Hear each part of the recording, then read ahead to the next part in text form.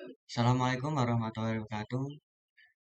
Yang terhormat Bapak Jari Wahyu Fernanda selaku dosen pengampu mata kuliah metode penelitian kuantitatif. Saya Muhammad Nurwan Ali Hudi dari kelas PAID akan mempresentasikan proposal penelitian saya, yakni dengan judul Pengaruh Minat Baca Terhadap Perkembangan Kognitif Peserta Didik kelas 8 pada mata pelajaran Sejarah Kebudayaan Islam di MTSN 7 Kediri. Latar belakang saya mengambil penelitian ini ialah dikarenakan cukup menarik karena untuk mendapatkan hasil baca yang baik, seseorang harus memiliki minat baca dan motivasi yang tinggi. Sedangkan ketertarikan siswa pada mata pelajaran sejarah kebudayaan Islam masihlah kurang. Mata pelajaran SKI ini dianggap membosankan karena memiliki bacaan yang panjang-panjang. Oleh karena itu, peneliti merasa penting untuk melakukan penelitian ini karena keinginan siswa untuk membaca masih kurang. Tidak sedikit siswa yang malas membaca sehingga siswa kurang mampu menerima dan memahami bacaan tersebut. Kurangnya minat baca dalam hal ini juga berpengaruh terhadap perkembangan pengetahuan untuk belajar.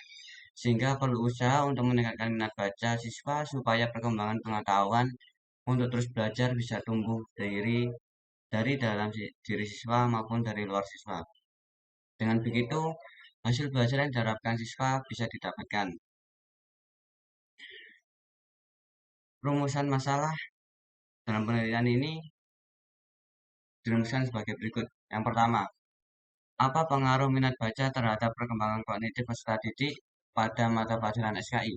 Yang kedua, bagaimana pengaruh minat baca terhadap perkembangan kognitif peserta didik pada mata pelajaran SKI? Yang ketiga, adakah hubungan antara minat baca dengan perkembangan kognitif peserta didik pada mata pelajaran SKI? Selanjutnya tujuan dari penelitian ini ialah yang pertama, untuk mengetahui pengaruh minat baca terhadap perkembangan kognitif peserta didik pada mata pelajaran sejarah kebudayaan Islam.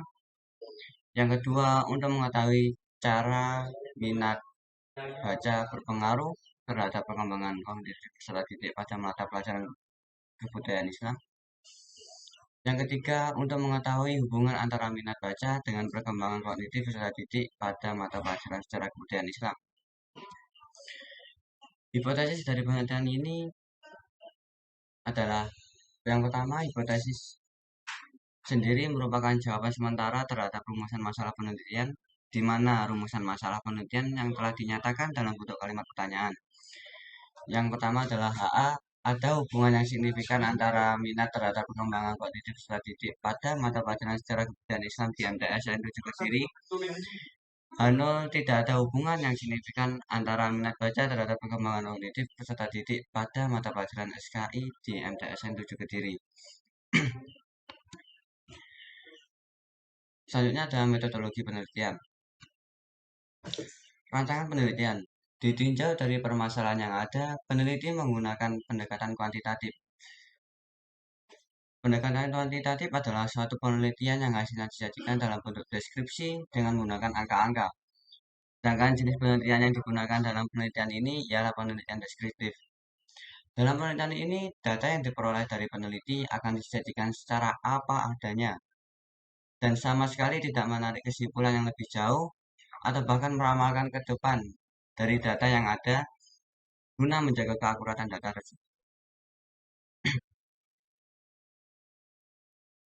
Selanjutnya ada variabel penelitian dan definisi operasional. Variabel. Variabel adalah segala sesuatu yang berbentuk apa saja yang ditetapkan oleh peneliti untuk dipelajari sehingga diperoleh informasi tentang hal tersebut, kemudian ditarik kesimpulannya. Variabel pada penelitian ini dibagi menjadi dua, yakni independent variabel atau variabel bebas dan independent variabel atau variabel terikat. Dalam variabel bebas, dalam penelitian ini variabel bebasnya adalah minat baca peserta didik.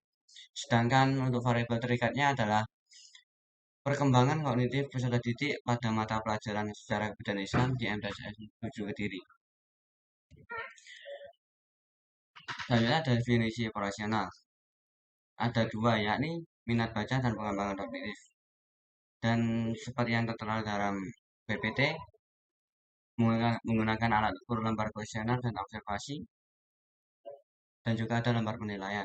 Dengan kategori kurang dari 20% itu sangat rendah, 30-50% itu rendah, 50-70% itu sedang, 70-90% itu baik, sedangkan lebih dari 90% sangat baik. Menggunakan skala ordinal. Selanjutnya ada populasi dan sampel. Populasi sendiri dalam ini meneliti mengambil siswa kelas 8 di MTS Negeri Kediri yang berjumlah 300 siswa. Sampel adalah bagian dari sejumlah karakteristik yang dimiliki oleh populasi yang digunakan untuk penelitian. Sampel yang diambil berdasarkan teknik probability sampling, atau di mana peneliti memberikan peluang yang sama bagi setiap anggota populasi atau siswa untuk dipilih menjadi sampel. Dengan rumus bagaimana yang tertera dalam PPT, dan dinyatakan oleh peneliti menjadi 75 responden untuk diteliti. Selanjutnya ada teknik pengumpulan data. Ada 3 macam teknik pengumpulan data. Yang pertama ada kuesioner. Teknik pengumpulan data yang dilakukan dengan memberi seperangkat pertanyaan atau pertanyaan tertulis kepada responden. Selanjutnya ada observasi, yakni alat pengumpul data yang banyak digunakan untuk mengukur tingkah laku individu atau proses terjadinya suatu kegiatan yang dapat diamati. Yang ketiga ada wawancara, yakni percakapan dengan individu tertentu untuk mendapatkan data dan informasi tentang masalah atau satu objek tertentu. Selanjutnya ada instrumen penelitian. Dalam penelitian ini, peneliti menggunakan instrumen lembar kuesioner dan lembar observasi untuk mengumpulkan data di lapangan. Kemudian untuk observasi akan dilakukan wawancara dengan para guru serta orang tua. Selanjutnya ada analisis data. Analisis data merupakan kegiatan setelah data dari seluruh responden atau sumber data lain terkumpul. Ada dua, yakni uji validitas dan uji reliabilitas. Uji validitas digunakan untuk melakukan penelitian agar mendapatkan hasil yang valid. Sedangkan uji reliabilitas berkenaan dengan derajat konsistensi dan stabilitas data atau temuan. Suatu data dinyatakan reliable apabila dua atau lebih peneliti dalam objek yang sama menghasilkan data yang sama. Rumusnya ada dalam PPT. Selanjutnya, yakni jadwal penelitian. Saya melakukan pengajuan judul pada 25 September 2022, dilanjutkan dengan penyusunan proposal, yakni pada tanggal 30 September 2022.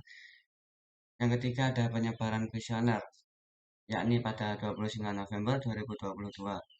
Yang terakhir analisis dan pengolahan data. Selanjutnya diseminarkan pada tanggal 16 Desember 2022. Sekian presentasi dari saya dan terima kasih.